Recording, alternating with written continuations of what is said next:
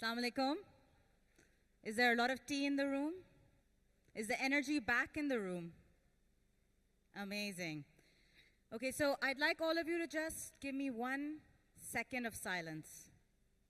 Can everyone just pay attention for 1 second and then you can go back and be yourself? Do I have everyone's attention? Amazing. Okay, so can you guys see the chair on the stage? If you can see it, can you say yes? So it looks like a very ordinary chair, right? 4 legs, it's got a seating space, it's got a back seat. Its single most important purpose is for you to be seated. But with this light on this chair for the next 30 minutes is going to become very, very powerful. It's a chair that's going to give you influence. It's the chair that's going to give you power, the ability to make bigger decisions.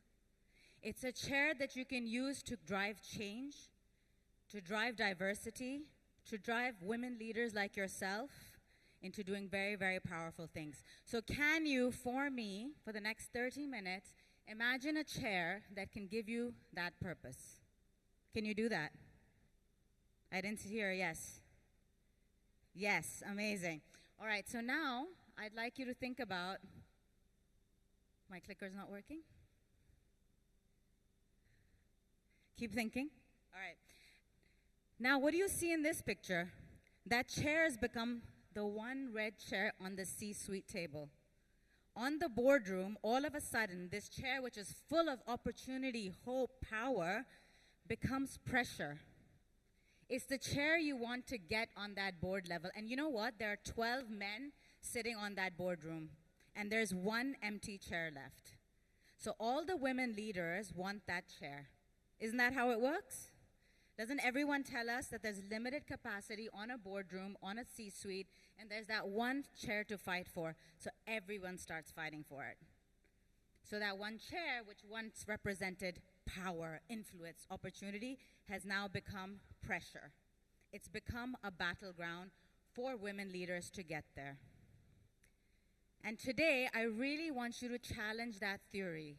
I want you to get out of the mindset to think that there's only one chair in C-suite or boardrooms for all of you to get to.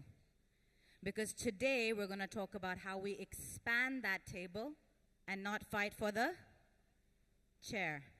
We're going to expand that table together, and we're going to discuss ways, strategies, and opportunities for all of you to expand that table. I also want you to please, if you can, take the next 30 minutes to write down any thoughts in this segment that you're coming through. Reflections, thoughts, what are you going to take back to your organization? Sometimes just keeping it into your head isn't enough. You have to write it down. It's called journaling, and you're going to journal through with me in the next 20 minutes to make sure you can take back with you what you can do for yourself and for other women leaders in your organization. Does that sound good? Can you journal with me for 20 minutes? Can you journal with me for 20 minutes? Amazing. Okay, so let's start. Danielle, can you move it since it's not working? Okay, so who am I? I didn't introduce myself. Thank you so much to our amazing MC for my introduction. So I am Arshy. I'm a proud mother of 2 girls, 16 and 14, Aliza and Lila. I have a cat named Mia. I have 1 husband. I guess you have to have a husband if you have a cat. I am an INSEAD executive coach. I have lived in many cities, many continents, and I bring a variety of very, very rich corporate experience to all of you today. I've worked in the corporate sector for 23 years for companies like Unilever, L'Oreal, Coca-Cola, across many countries. And I decided one day that I was going to take all this experience and bring it to people like you to share my journey and to coach you into becoming fantastic leaders that you will be of tomorrow. So that's a little bit about me. And I was very fortunate. I was very, very fortunate that I got a lot of women leaders to support me. It doesn't happen always, and of course male leaders too. So I was very fortunate I got that support from everybody to get me to become a GM, to become a C-suite member. And I want to share some of that with you today. So what you will see now is you will see a few colleagues of mine in the room. They will be giving out a token to you. Okay? Some of you will get a token, and some of you will not get a token.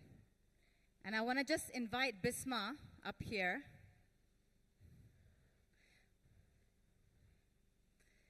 So as you get the token or not get the token, I'm going to share the activity that I'm about to do with all of you. And please pay attention. I would love for all of you to really participate in this. Hi, Bisma. How are you? Lovely last session. Thank you. Okay, so I'm also going to give Bisma a token. Okay, so Bisma has a token, and half of you or 40% of you have a token as well. Now, the token just looks like a chip. It's a different color. But I want you to imagine what this token is. Have people started getting the token? Can you raise your hands?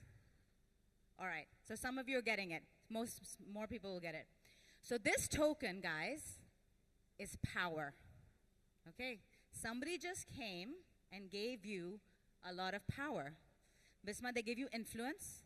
They gave you a voice, which you didn't think you had before. I know you have a voice, but for this activity. So now Bisma has power. A lot of you have power. A lot of you have influence. Can you feel that for me, the ones who have the token? Are you feeling it? Can I ask the first table here, are you feeling this power with the token? Do you have a token? Okay, can you like hold it for me? Okay, amazing. What about this side of the room? Do you have tokens? Yes? Okay. So now, the people who have the tokens have two options. I want you to first get up, please, everyone who has a token. Thank you. I really appreciate your participation. Thank you. Amazing. This side, token, if you guys can please get up. Fantastic. So guys, you're in a special position, okay? You have two options. You can take this token, which is really important in your career today. It's power, influence. Bisma, you can do the same. You can keep the token with you, but you can also give away the token. And the task is for you silently in the next 30 seconds to decide your inner self what it wants to do. Do you today want to keep this token or do you want to give it away? So I'm going to give you 30 seconds. And if you have the token, well, you come back, keep standing. If you give it away, the person you give it to will stand up and you will sit down. Does that make sense? Yes? Okay, so Bisma's going to do the same. Bisma, you decide if you're going to keep the token or give the token. All right, guys.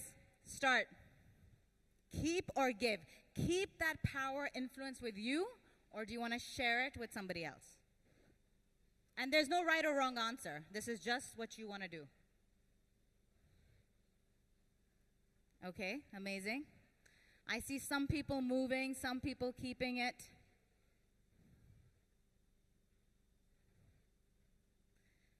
Ten more seconds.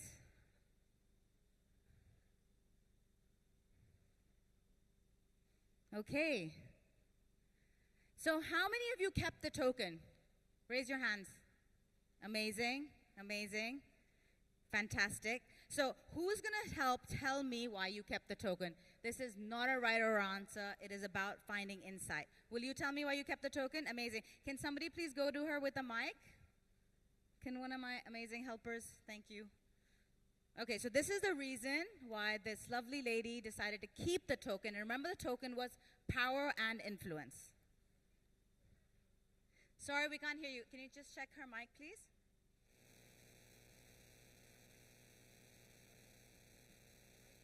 I can't hear her.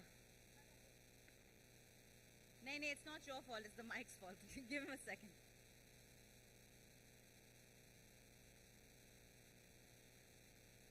It's really important that we hear you, so don't worry. There you go. Fantastic.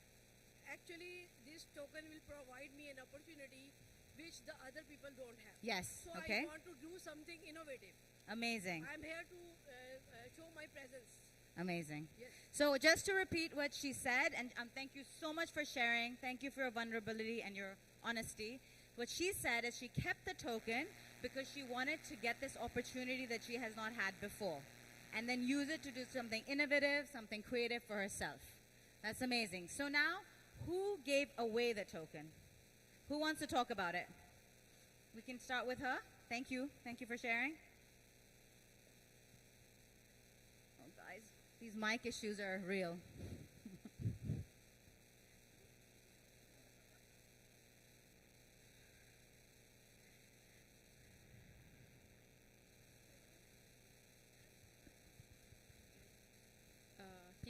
Yes, I can hear you. Can you speak louder? I give my token to my colleague. You gave your by token? sharing your Guys, can we have a influence- little silence? She has been so cool. She's sharing her story with you. Give her like that 2 seconds of respect. That would be amazing. Yeah, go on. So I give my token to my colleague. Yes. Because this is what I believe. If you share your power and influence, and particularly for female sector, I believe you yourself become more powerful. You Amazing. more become secure. Amazing. That's a calm. really, really good insight. That's why. amazing. Thank you for sharing.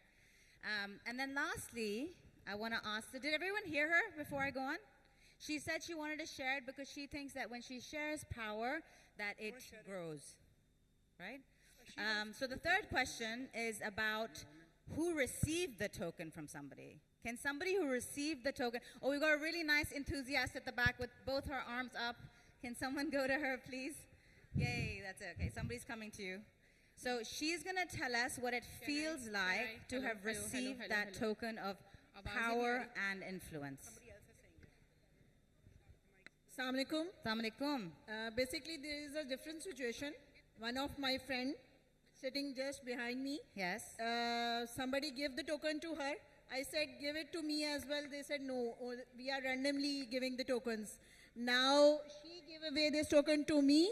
And I am trying to give somebody else, but she didn't take it. But what did you feel like when you got that token? Basically, when you are giving something very important to the next person, you are giving the signal to the Allah that I am sharing my very best thing with the other person. Or Right. Obviously, as a Muslim, when we are sharing something with the other persons, तो Allah उससे बहुत ज़्यादा नवाजता है आपको. Thank you. Thank you so much for sharing. Amazing Thank you insight. for the chance. Thank you. Thank you, guys. That was incredible. And thank you for your real honesty. So what Can did I we add try my to- 2 cents, please? Sorry? Can I add my 2 cents, please? You I'm can her add friend. as much as I'm you her want. friend. Go on. Even before you said, I already gave it to her because she was very sad. Yeah. So basically, I'm also a psychologist, and there are 2 types of people, givers and takers. Okay. So by nature, I'm a giver. You're so a when giver. I saw her sad, I already gave her the token. Amazing. And Thank I felt you. good about it. Thank you. That's amazing. Thank you, guys.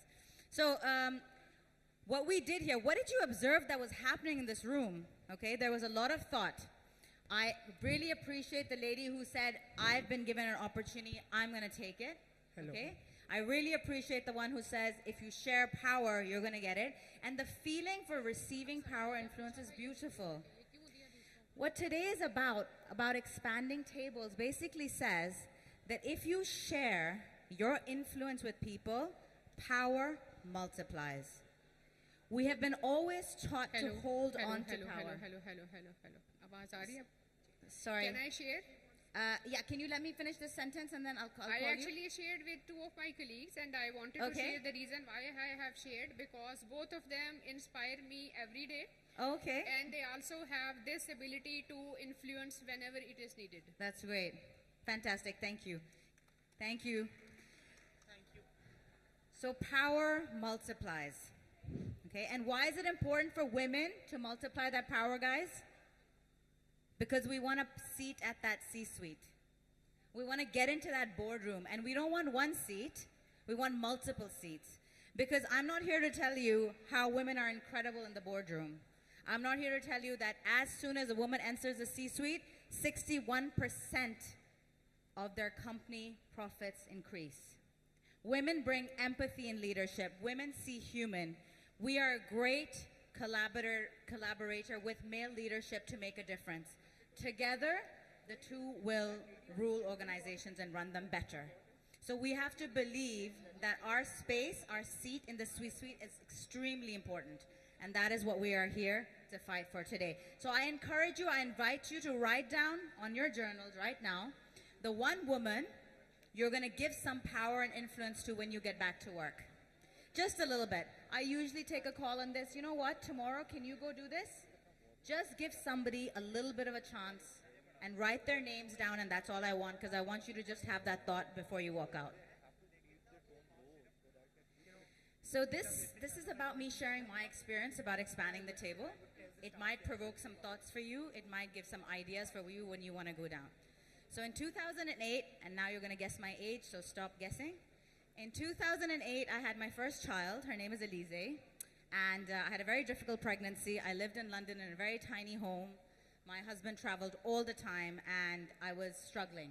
Okay, so I worked in a big organization, and I was about to get a promotion. Okay, after working really hard.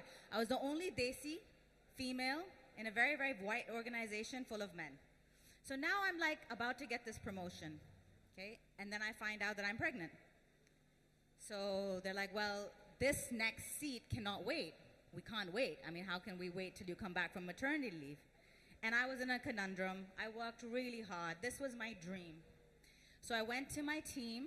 I had a team of 2 women and 3 men. I went to my team. I sob-storied. I told them all about what's going on.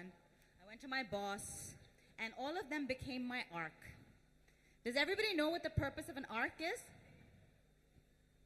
So the arc basically sustains you. It gives you life in the middle of all these disasters and situations. Crisis situations. It has everything in it.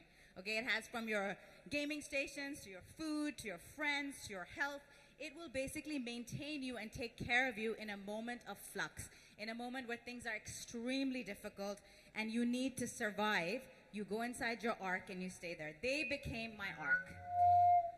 They took over my role. They did more work for me. They ensured that while I was away, not just maternity leave cover, that they took up stuff, they committed, they spent extra hours for me to make sure when I came back, that seat wasn't gone.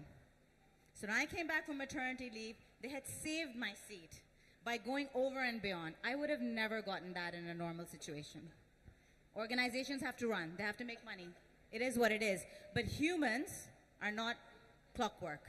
Humans can take time out, do something extra, help people, be there for them, support them. That is true arcmanship, okay? That's the kind of team you want. That's the kind of women you want in your organization.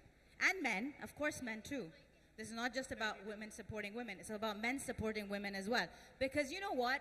It's damn difficult being a woman. It is not easy, okay? But we are here to make a difference. And the only way we can do it is by having that ARC system. So today, again, in your reflective journals, when you see that name that you have written on that piece of paper, I want you to think about how you will become an ARC for them. How are you going to support them in what they need?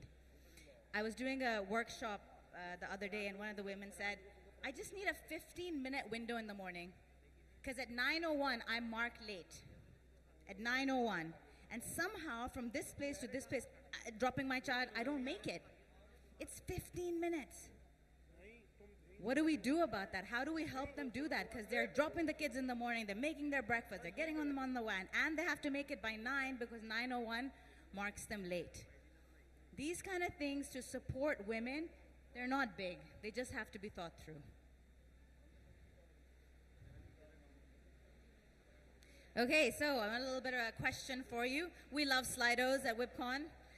So we're going to ask this. So I talked a lot about what happens in organizations. I want to know what happens in your organization. Okay, what happens in your organization when women have barriers? What is happening in your organizations that is preventing women from expanding the table? 1 second, they're going to obviously put this up.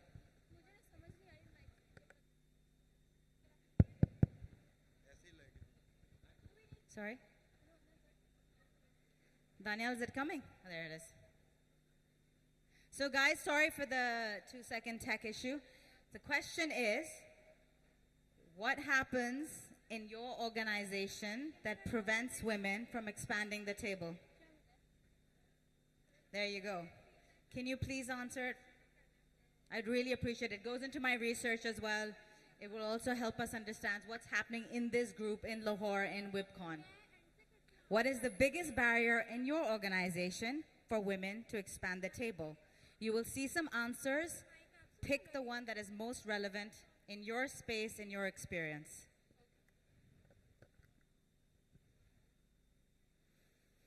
Danielle, are you getting some answers? Let's put it onto the answer and see how it's tracking.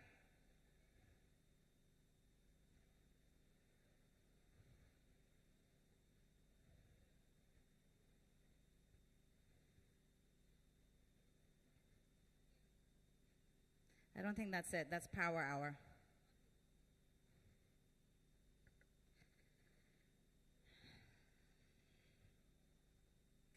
Hello? Bisma? Where's Bisma?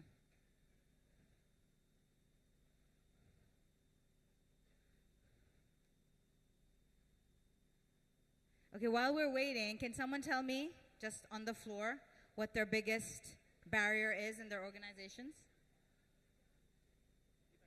Anyone want to share?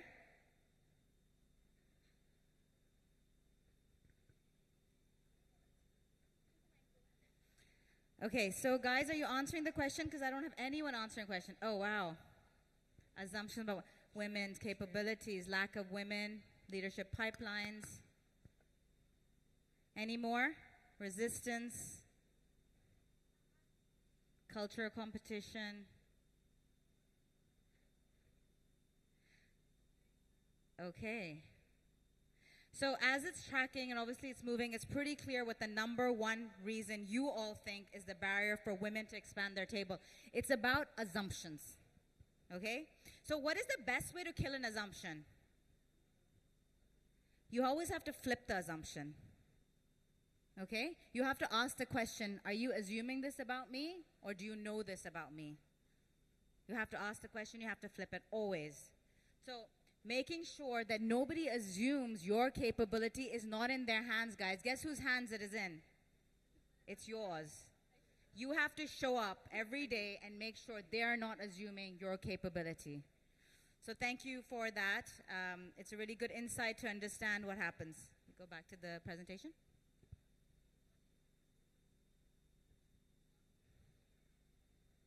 Ooh, there you go. So we're going to talk about 5 things before I wrap up about what you can go back and do in your organizations. Now that we know that women can get on that board, now that we know that we want to expand the table and really support women, what can you do? So somebody said once to me, anything that people do as a goodwill does not inspire change.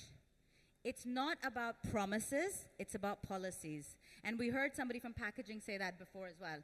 Do not listen to promises. Get agreements, sign papers, create policies for women to exceed. We're talking about things like mandating a gender balance hiring, return to work programs. Do you know that successful organizations globally who have a return to work program have 31% more female leadership entitled? Women need help coming back. Let's not be scared of giving that help. Ensure equal pay policies. Co-leaderships, that's the second thing you can do.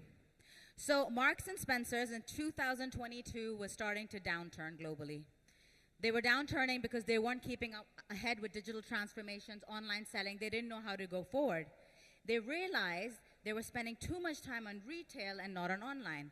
So what they did is they created 2 CEO seats. 2 CEOs to do the same job. Why can we not have 2 CEOs? Why can we not have the same seat be shared by 2 women? This is how you expand tables.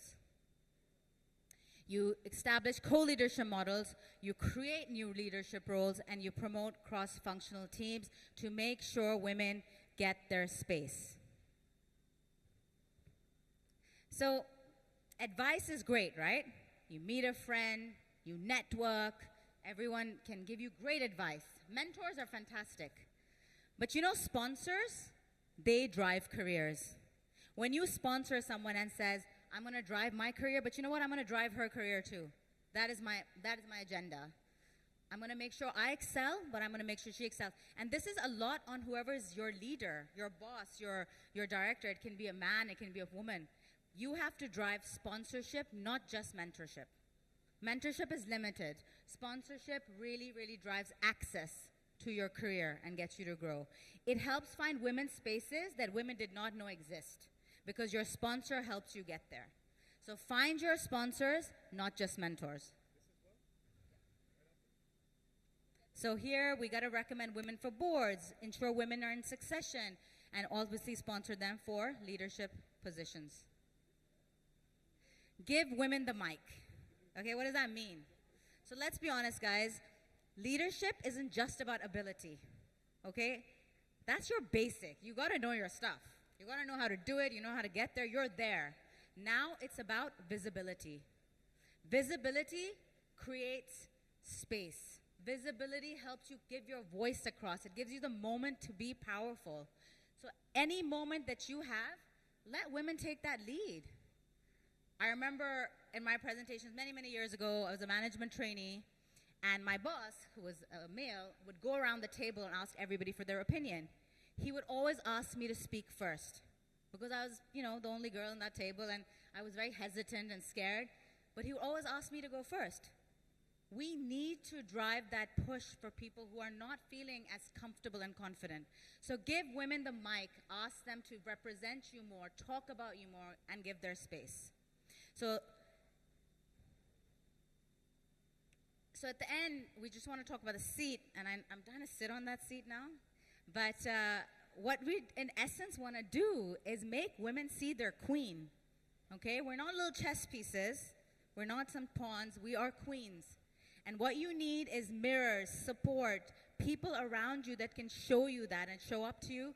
And I guarantee you, you will make that C-suite seat, and you will be absolutely fabulous. So thank you very much, everyone. Thank you for your time and attention. Thank you.